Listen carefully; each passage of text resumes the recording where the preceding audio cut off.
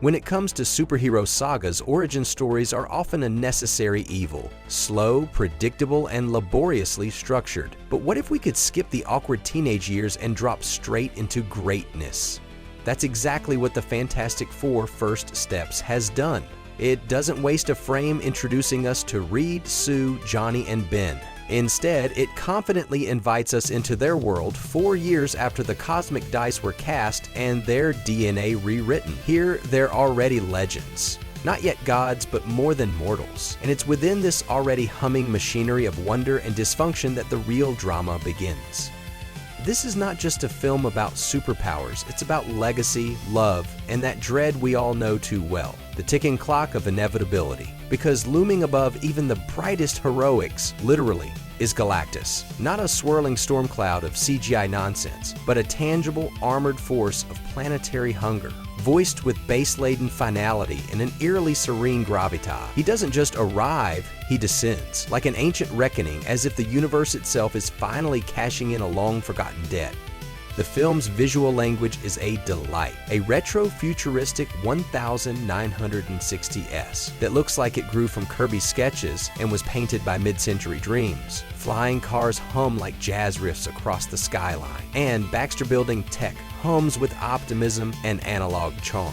It's familiar but strangely aspirational. You feel the texture of this alternate Earth, like stepping into a pulp magazine where utopia is still possible. If only we could hold the cosmos at bay.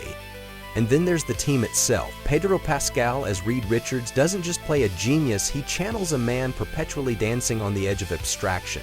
His thoughts run ahead of time, tangled in equations that might just save the world or tear it apart. Sue Storm, portrayed with poise by Vanessa Kirby, is perhaps the emotional fulcrum. She isn't just invisible, she's often the only one who sees clearly. Pregnant and powerful, she's a reminder that heroism isn't always kinetic, it's often resilient, quiet, and fiercely intelligent.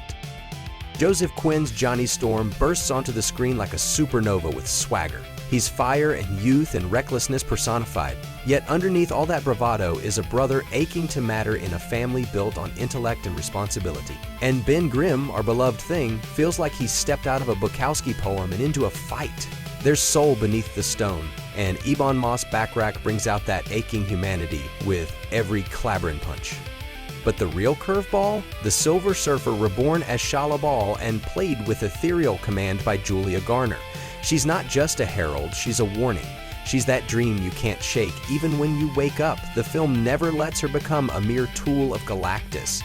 She is a being caught in the gravitational pull of morality and survival, and her confrontation with Sue in particular crackles with intensity. And then there's the whisper, the post-credits whisper that is, a certain metallic mask, a voice we've known but never in this shade.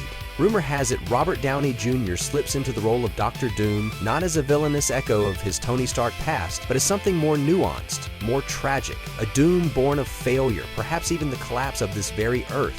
If that's true, then the emotional connective tissue to the broader multiverse saga deepens and fast.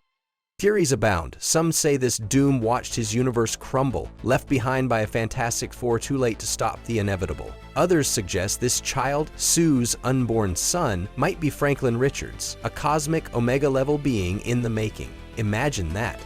The birth of a child who might one day rewrite the fabric of the multiverse, and the parents brave enough to raise him while planets burn around them. What's most fascinating is how First Steps reframes heroism. There's very little glory here. The team isn't after fame or applause. They're holding together, quite literally, the threads of a fraying reality. They argue, they falter, but they never break. They're explorers of the impossible, scientists of hope, and parents of a future that may never arrive. The score lifts it all, vibrant, retro, sweeping. You don't just hear the music, it pulls you into orbit. There are no flat moments, only rising pressure. It's a countdown, not just to a battle, but to a reckoning. Whether Earth survives Galactus is almost beside the point. The true stakes lie in whether this family survives itself.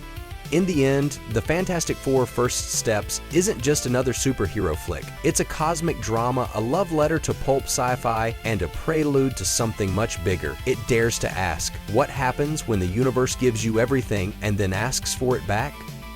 And that, dear listeners and viewers, is why you need to see it, feel it, debate it. Is this the beginning of Marvel's redemption, or a celestial tragedy waiting to unfold?